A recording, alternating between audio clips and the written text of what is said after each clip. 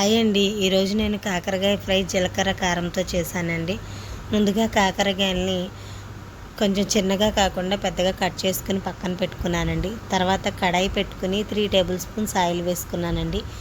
ఈ కర్రీలోకి ఆయిల్ కొంచెం ఎక్కువగానే పడుతుందండి. ఆ ఆయిల్ కొంచెం హీట్ అయిన తర్వాత నేను కాకరకాయ ముక్కలు వేసేసుకున్నానండి. వేసుకుని కొంచెం ఫ్రై చేసుకుంటున్నానండి. అవి కొంచెం ఫ్రై అయ్యి సాఫ్ట్ అయిన తర్వాత కలుపుకుంటూ ఫ్రై చేసుకుంటున్నానండి. ఇవి ఫ్రై అవుతూ ఉన్నప్పుడు కొంచెం సాల్ట్ వేసుకున్నానండి. సాల్ట్ వేసుకుని ఒకసారి తిప్పుకున్న తర్వాత ఒక రెమ్మ కరివేపాకు వేసుకున్నానండి. ఇవి ఫ్రై అవుతూ ఉన్నప్పుడు నేను ఒక ఆనియన్ తీసుకుని చిన్న చిన్న ముక్కలుగా కట్ చేసుకుని పక్కన పెట్టుకున్నానండి. కాకరకాయ ముక్కల్ని నేను సిమ్లోనే ఫ్రై చేసుకున్నానండి. హైలో పెడితే మాడిపోతాయని తిప్పుకుంటూ ఫ్రై చేసుకున్నానండి.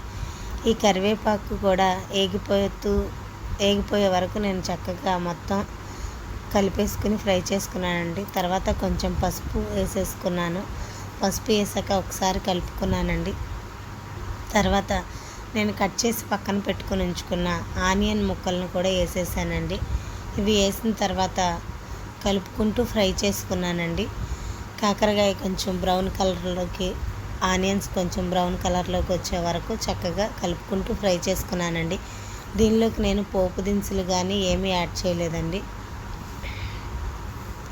ఈ కర్రీ చాలా టేస్ట్గా ఉంటుందండి. కాకరకాయ నచ్చిన వాళ్ళు కూడా ఒకసారి ట్రై చేయండి. చేదు అనిపించదు, చాలా బాగుంటుంది.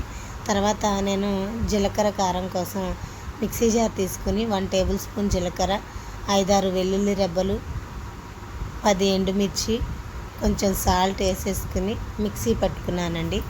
మరీ ఫైన్ పౌడర్లా కాకుండా కొంచెం బరగ్గా మిక్సీ పట్టుకున్నానండి. మిక్సీ పట్టుకున్న మిశ్రమాన్ని కూడా వేసేసుకున్నాను. అంతే, ఎంతో టేస్టీ అని కాకరకాయ ఫ్రై.